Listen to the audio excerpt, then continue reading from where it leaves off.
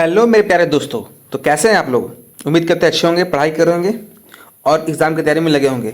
दोस्तों जैसा कि देख रहे हैं क्लास 9th का जो है सो आज हम लेकर के आ गए हैं, है ना, मैथ्स का क्वेश्चन जो आपका हाफ ईयरली जो बोल सकते हैं आप ऐसे 1 के एग्ज़ाम से संबंधित है। ठीक है। और दोस्तों उसमें कुछ ऐसे क्वेश्चंस हैं जो काफ़ी ज़्यादा इंपॉर्टेंट है, आप कह लो उसको वेरी वेरी इंपॉर्टेंट, आपके एग्जाम में देखने को मिलेंगे ही मिलेंगे। तो चलिए हम लोग देरी ना करते हुए सारे क्वेश्चंस को समझते हैं और सारे क्वेश्चंस को बताते हैं क्या क्या क्वेश्चंस आपका यहाँ में आने वाला है, किस तरह से क्वेश्चन आने वाला है ना। तो चलिए, चैनल पर नए आए हैं तो सब्सक्राइब कर लीजिएगा और आप लोग ऑलरेडी सब्सक्राइब हैं तो कमेंट कीजिए अपना प्यारा सा। चलिए हम लोग चलते हैं क्वेश्चंस की ओर। तो देख पा रहे दोस्तों, हमारा पहला क्वेश्चन क्या है। निम्नलिखित में से कौन अभाज्य संख्या है? 2, 1, 0 और 4। तो दोस्तों इसमें अभाज्य संख्या कौन है वो आपको बताना है। ठीक है। तो सबसे पहले आप लोग को अभाज्य संख्या आनी चाहिए कि किसे कहते हैं। दोस्तों अभाज्य संख्या उसको बोलते हैं ना जो 0 से, ठीक है, 0 से और 1 से, ठीक है। तो दोस्तों सबसे पहले आपको अभाज्य संख्या पता होना चाहिए कि किसे कहते हैं। अभाज्य संख्या दोस्तों उसे कहते हैं जो स्वयं से, मतलब इटसेल्फ, जो है स्वयं से और 1 से, है ना, विभाजित होती है। इसके अलावा कोई भी नंबर से नहीं, ठीक है, जो विभाज्य हो। जैसे देखिए आपको एग्जांपल देते हैं। मान लीजिए कि 2 एक ऐसा नंबर है जो अपने आप से डिवाइड होगा 1 बार में और 2 डिवाइड हो जाएगा किससे? 1 से भी, है ना, 1 दूना 2 2 बार में। यानी कि अपने आप से और 1 से डिवाइड हो रहा है, हो कि नहीं हो रहा है कि नहीं हो रहा है? स्वयं से और 1 से। तो आपका ये क्या हो जाएगा? अभाज्य संख्या। ठीक है। इसी प्रकार अगर हम बात करते हैं मान लीजिए कि 1 का, तो 1 को नहीं लेंगे, ठीक है, 0 का भी नहीं लेंगे। अब इस तरीके से 4 का, 4 किससे? 2 से भी कटे, 4 अपने आप से भी कटेगा, फिर 4 2 से भी कटेगा और 4 1 से भी कटेगा। तो ये अभाज्य संख्या नहीं कहलाएगा, ये कहलाएगा भाज्य संख्या। ठीक है। चलिए, भाज्य संख्या उसको कहते हैं ना जो अपने आप से और 1 के अलावा और भी पहाड़ा से मतलब विभाजित हो जाए, उसे बोलते हैं भाज्य संख्या। तो इसका आंसर जो दोस्तों अभी फिलहाल क्या हो जाएगा? Option number A. ठीक है। चलिए चलते हैं हम लोग क्वेश्चन नंबर 2 की ओर। देख रहे हैं 2 पूर्णांकों का गुणनफल सदैव होता है प्राकृत संख्या, पूर्ण संख्या, पूर्णांक और विषम। तो 2 पूर्णांकों का गुणनफल जो हमेशा होता है वो क्या होता है? वो हो जाएगा ना पूर्णांक। ठीक है। 2 पूर्णांकों का गुणनफल दोस्तों हमेशा पूर्णांक संख्या होगा। ठीक है। इसमें आपका प्राकृत संख्या, पूर्ण संख्या, विषम संख्या नहीं होगा। चलिए चलते हैं क्वेश्चन नंबर 3 की ओर। पाई किस प्रकार की संख्या है? प्राकृत संख्या, पूर्ण संख्या, परिमेय संख्या, इनमें से कोई नहीं। तो पाई जो हो जाएगा दोस्तों वो हो जाएगा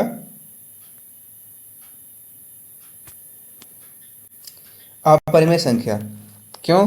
22/7 है दोस्तों, ये पूरा प्रॉपर वैल्यू नहीं है, इसको काटिएगा ना तो 3.14 के आगे भी बढ़ जाएगा। ठीक है, आगे बढ़ते चल जाएगा। तो इस प्रकार से ये आपका हो जाएगा इनमें से कोई नहीं। ठीक है। अपरिमेय संख्या यहाँ पे था लेकिन है कि नहीं, ऑप्शन है में अपरिमेय संख्या है भी नहीं, तो हम क्या करेंगे? इनमें से कोई नहीं लेंगे। ठीक है। चलिए चलते हैं क्वेश्चन नंबर 4 की ओर। देख रहे हैं क्या वास्तविक संख्या है परिमेय संख्या, अपरिमेय संख्या, ए और बी दोनों, और इनमें से कोई नहीं। वास्तविक संख्याएं दोस्तों वो परिमेय और अपरिमेय दोनों होती है। ठीक है। इसलिए ऑप्शन नंबर सी हो जाएगा इसका। चलिए चलते हैं क्वेश्चन नंबर 5 की ओर। बोला रहा है कि 2 तथा 3 के बीच निम्न में से परिमेय संख्या है ना। तो देखिए इसमें 4 ऑप्शन दिया हुआ है, पाई, √3, 5/3 और 5/2। इनमें से आपका ऑप्शन कौन सा होगा आइए जानते हैं। तो परिमेय संख्या जब भी रहेगा दोस्तों, इनमें से बोल रहा है परिमेय संख्या है तो 2 हम लोग ले लेंगे, 2 को 2/1 मान लेंगे और 3 को 3/1 मान लेंगे। ठीक है। और इसका जो है सो दोस्तों हम लोग एलसीएम लेंगे। तो दोस्तों इसका एलसीएम आ जाएगा 6। ठीक है। तो 6 आ जाएगा तो क्या कीजिएगा? 2/1 को फिर से लिखिए और गुने दीजिए। और यहाँ पे 6 कितना बड़ा आता है? 1 का बड़ा 6 6 बार में आएगा, यहाँ 6 बार में आएगा, यानी क्या हो जाएगा? 12/6। यहाँ 3/1 कीजिए और यहाँ पे भी 6 दीजिए और यहाँ भी 6 दीजिए, तो हो जाएगा 18/6। तो 12/6, फिर क्या आएगा? 13/6, फिर 14/6, फिर 15/6, 16/6, 17/6 और एक 18/6, ठीक है 17 है, ठीक है ये 16 है। इसमें से देखिए कौन कट रहा है आपस में। मान लीजिए कि इसको काटते हैं, इसको तो पहला वाला को और लास्ट वाला को नहीं लेना है, ठीक है, ये दोनों को नहीं लेना है आपको, ये दोनों को। तो क्या करना है, अब हम लोग को देखना है इसमें कि इसमें से कौन सा है। देखिए 13 और 6 तो नहीं कटेगा, क्योंकि इसमें से कोई ऑप्शन में है ही नहीं। 14/6, देखिए 2 तिया 6, 2 7 14, तो 7/3 कहीं है, नहीं है। चलिए काटते हैं ये वाला। 5 तिया 15, नहीं 3 बजे से काटे, 3 बजे 15 और 3 दूना 6, देखिए 5/2 आया।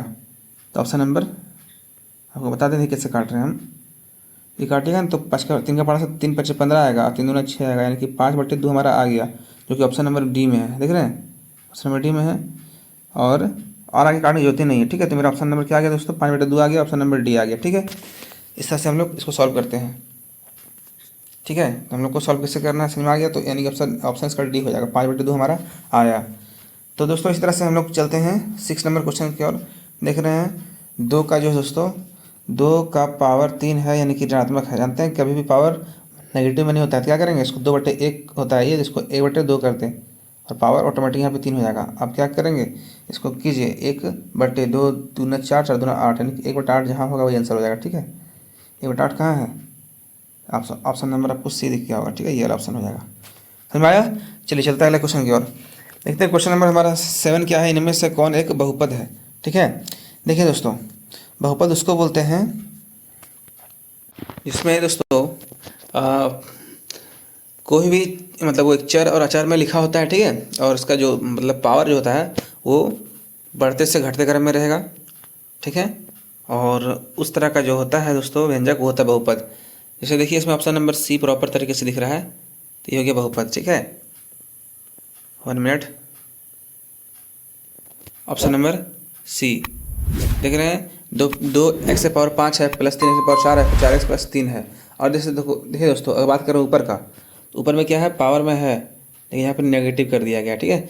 इसका ये घात, इसका देख रहे हैं, इसका यहाँ क्या है, x मतलब जो होता है दोस्तों ये वाला टर्म कर दिया बटे में, यहाँ भी x कर दिया है रूट में, तो सबसे कोई मतलब ही नहीं है, इसीलिए ऑप्शन नंबर क्या हो जाएगा, सी हो जाएगा, ठीक है।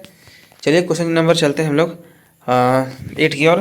8 में क्या देख रहे हैं, निम्न में से किस बहुपद का एक शून्यक 2 होगा। अब जान रहे हैं कि इसको हम लोग सॉल्व करेंगे तो हो जाएगा x बराबर x+2 है, बराबर इधर लेंगे तो 0 हो जाएगा, तो इधर हो जाएगा x-2, जो कि हमारा पहला रंग हो गया, ठीक है। अब देखते हैं सेकंड वाला। सेकंड वाला क्या है दोस्तों, सेकंड वाला है क्या, x-2 है, बराबर 0 लेंगे, इसको उधर भेजेंगे तो क्या हो जाएगा, ये माइनस में है, ठीक है, इसको भेजेंगे उस पार तो हो जाएगा +2, यानी कि 2 आ जाएगा। तो अब देख रहे हैं कि x-2 वाला ले रहे हैं ना, तब जाकर के ये 2 निकल रहा है, ये +2 का मतलब 2 निकल रहा है ना, 2 ही होगा इसका मतलब x बराबर, तो इसका आंसर क्या हो जाएगा, बी। कर ले आप लोग। अब आगे देखते हैं बहुपद x² - 3x³ - 5 x का घात क्या है, ध्यान देगा। घात जब भी बोलेगा दोस्तों तो सबसे बड़ा पावर इसका आंसर हो जाएगा, ठीक है। सबसे बड़ा पावर कौन देख रहे हैं, -3 x⁻³ है, तो ये वाला इसका हो जाएगा, ठीक है। Option number C sorry D हो जाएगा, ठीक है, यानी कि इस वाले टर्म में सबसे ऊंचा घात है, ठीक। चलिए चलते हैं हमारे क्वेश्चन नंबर 10 की ओर। क्वेश्चन नंबर 10 देख रहे हैं दोस्तों, क्या है कि यदि पोलिनोमियल ऑफ x जो है दोस्तों क्या दिया हुआ है, 5x⁻2 मतलब 5x² - 2x + 7, तो p अगर 1 मतलब x वैल्यू 1 मतलब पोलिनोमियल ऑफ x इसको बोलते हैं p1 लिखा हुआ है ना, ये x का वैल्यू होता है, ठीक है। ये 1 जो होता है किसका वैल्यू होता है, x का वैल्यू होता है। अगर x लेने बोल रहा है 1, तो क्या इसका मान आएगा, देखिए 5 है, x² बोला यानी कि 1 का स्क्वायर -2 गुना 1 बोला है, फिर +7। अब कीजिए ये हो जाएगा 5, ठीक है, और यहाँ हो जाएगा -2 + 7, तो 7 5 12, 12 से जाएगा 2 हो जाएगा 10, इसका आंसर दोस्तों 10 आ रहा है, ठीक है। ऑप्शन नंबर ए, इसका ए कर लें आप लोग, ठीक है। चलिए चलते हैं क्वेश्चन नंबर 11 की ओर। हमारा क्वेश्चन नंबर 11 क्या है दोस्तों, देख पा रहे हैं आप कि 2x³ - 5x² - 2x + 5 में x⁴ का गुणांक क्या होगा। देखिए दोस्तों गुणांक जब पूछ देना तो बहुत ही इजी क्वेश्चन होता है, आप लोग घबराए नहीं, ठीक है।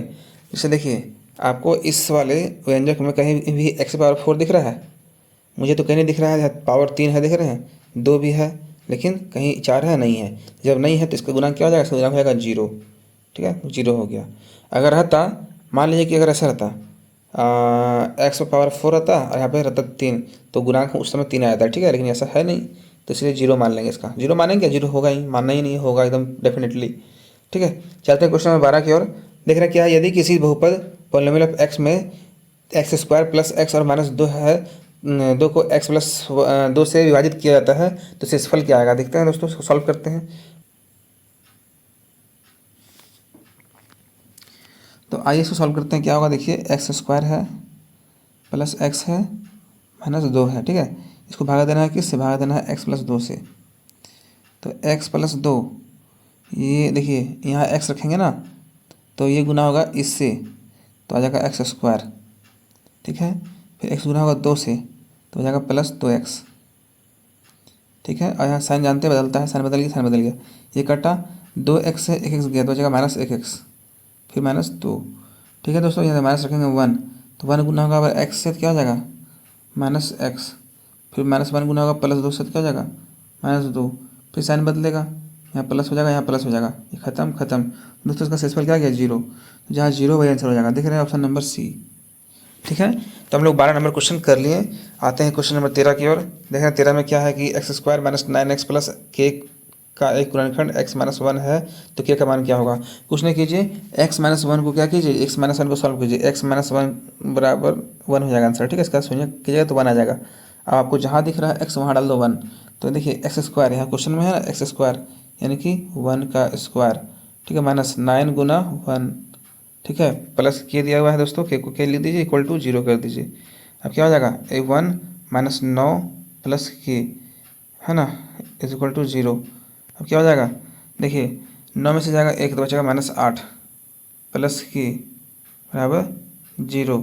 अभी 8 को भेज दीजिए इस पर, तो क्या हो जाएगा, के इज इक्वल टू 8, तो जहाँ 8 है वही आंसर हो जाएगा। देख रहे हैं ऑप्शन नंबर बी, हमारा बी में आंसर मिल गया, ठीक है। के का वैल्यू 8 आ गया, तो इसका बी कर ले आप लोग।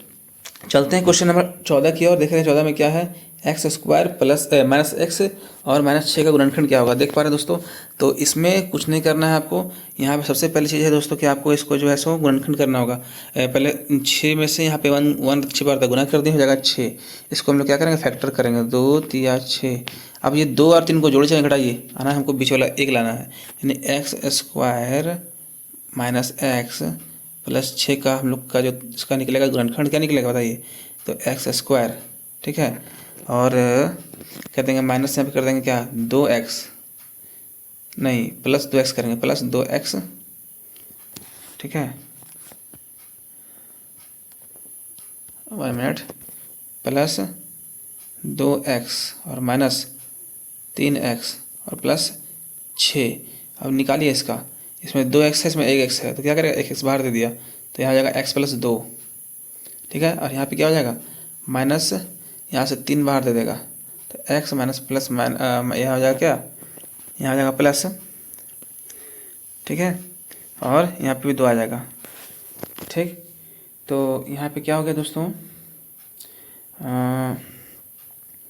क्वेश्चन में सॉरी यहाँ गलती ना हो गया, क्वेश्चन यहाँ पे आपको माइनस था, वही हम देख रहे हैं साइन क्यों नहीं मिल रहा है, माइनस है माइनस, ठीक है। अब ठीक है, अब क्या कीजिएगा, यहाँ भी माइनस आएगा, माइनस माइनस प्लस, ठीक तो है। अब क्या करना है, ये वाला बाहर वाला को एक साथ लिख दीजिए, तो क्या हो गया, x माइनस 3, ठीक है। और क्या है, जो कॉमन मिलेगा वो लिख दीजिए, x प्लस 2, तो ये आपको जहाँ मिलेगा वही आंसर हो जाएगा। x माइनस 3 x प्लस 2 कहीं मिल रहा है, जी हाँ, ऑप्शन नंबर डी मिल रहा है, देख रहे हैं, x माइनस 3 x प्लस 2 मिल गया ना, तो ये आंसर हो जाएगा इसका, ठीक है। चलते हैं क्वेश्चन नंबर 15 की ओर। देख रहे हैं, आकृति को देखकर निम्नलिखित का प्रश्न दीजिए। देखिए आपको दिया ग्राफ दिया हुआ है, ग्राफ हम लोग देख लिए पहले। अब आते हैं क्वेश्चन में, बोल रहा है दोस्तों कि L का निर्देशांक क्या होगा। देख रहे हैं L ढूंढिए, L कहाँ है, तो आपको दिखा दें, L आपका है सो नीचे है, यहाँ पे देख रहे हैं, ये यहाँ पर है, देखिए L यहाँ पे है ना, दिख गया होगा आई थिंक, L यहाँ पे है। तो दोस्तों L में पहले x पकड़ेंगे, देखिए x क्या है, x है -5, x क्या है -5 पहले पकड़ेंगे, ठीक है। फिर y को देखिए, y कितना है, y कितना है -4, तो -5 और -4 दे रहा है, तो -5 -4 जहाँ है वही आंसर हो जाएगा। देखिए तो -5 -4 ऑप्शन नंबर सी। L का निर्देशांक क्या है, -5 -4, ठीक है, सही में आ गया। अब चलते हैं क्वेश्चन नंबर 16 की ओर। 16 में क्या दे रहा है, देख रहे हैं कि 16 में आपका है बिंदु S की कोटि क्या है, ठीक है। बिंदु S की कोटि देखिए S क्या है, एस एस एस हमारा चला गया, यहाँ पे दिख रहा है। ठीक है, देखिए भुज होता है एक्स, एक्स को बोलते हैं भुज। ठीक है, और वाई को बोलते हैं कोटि। ठीक है, देख रहे हैं कोटि क्या है इसका, -4 है, देख रहे हैं -4। तो एस का जो कोटि है सो -4 हो जाएगा, ऑप्शन नंबर बी हो जाएगा। ठीक है, चलते हैं। देखिए अब बिंदु बी का भुज पूछ दिया है, बोले ना भुज पूछेगा तो एक्स लेंगे। बिंदु बी का भुज क्या दिखते हैं, बिंदु बी कहाँ है खोजिए। बिंदु बी हमारा ऊपर में दिख रहे हैं, भुज मतलब इसका 4 एक्स में है ना, इसका आंसर क्या हो जाएगा 4 हो जाएगा। तो इसका आंसर भुज बी का भुज डी हो जाएगा, ऑप्शन नंबर। ठीक है, तो इस तरह से हम लोग 17 नंबर भी कर लिए। चलिए अब आते हैं 18 नंबर में। बोला जा रहा है दोस्तों कि आपका x3 है और y -4 है ना, इसका जो बिंदु है सो क्या होगा। देखिए x3 और y -4, x3 और y -4 देख रहे हैं, x में आपका 3 लिया हुआ है 3 और y में -4 लिया हुआ है ये वाला। इसका बिंदु क्या हो गया, इसका बिंदु S है ना, बिंदु इसका S है। तो S वाला ऑप्शन सही हो जाएगा। S देखिए कहाँ पे हमारा, ऑप्शन नंबर बी में। ठीक है, इसको कर लें।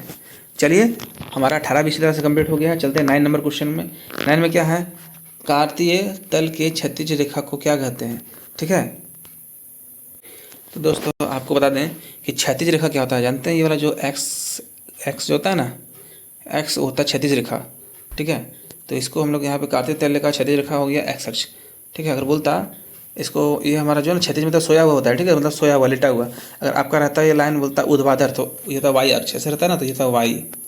ठीक है, अगर ऐसा रहता है क्वेश्चन तो ये होता है वाई, क्या होता है वाई, तो इसको बोलते हैं हम लोग ऊर्ध्वाधर। तो ऊर्ध्वाधर नहीं ना, क्षैतिज को बोला, क्षैतिज मतलब एक्स सुता हुआ रहता है, सोया हुआ कौन होता है, एक्स होता है ना, इसलिए इसका आंसर क्या हो जाएगा एक्स अक्ष। ठीक है, चलते हैं क्वेश्चन नंबर हम लोग 19 हो गया, 20 का चलते हैं। देखिए क्वेश्चन फिर से पूछ दिया हमारा कि मूल बिंदु का निर्देशांक क्या होगा, एक्स। देखिए मूल बिंदु जब पूछेगा दोस्तों तो हम लोग का ऐसे और ऐसे में, यहाँ मूल बिंदु में एक्स ले लेंगे 0। ठीक है,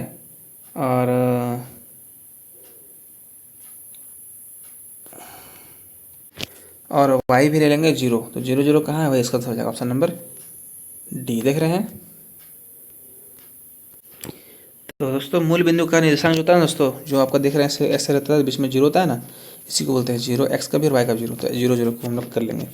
तो इसी तरह से दोस्तों हम लोगों ने 20 क्वेश्चन कर लिया ऑब्जेक्टिव का। ठीक है, अगले पार्ट में हम और भी क्वेश्चन लाएंगे। ठीक है, वीडियो काफ़ी लंबा रहता है और आप लोग पूरा वीडियो देखते नहीं हो।